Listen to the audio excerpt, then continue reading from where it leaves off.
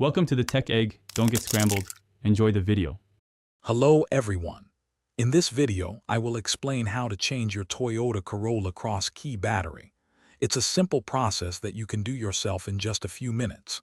First, make sure you have a new CR2450 3-volt coin battery ready. You will also need a small flathead screwdriver or a similar thin tool to gently open the key fob casing.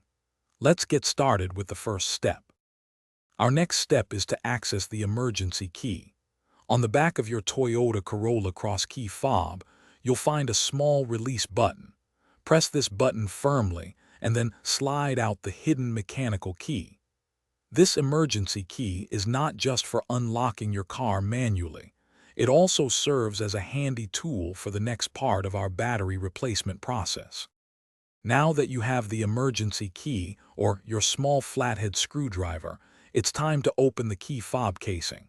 Look for a small slot where the emergency key was removed or a small notch on the side. Insert the tip of your tool into this slot and gently twist it. This action will cause the two halves of the key fob to separate. Be careful not to force it, as the internal circuit board is delicate. With the key fob open, you will see the old CR2450 battery. Gently pry it out, paying attention to which side, the positive side, was facing up.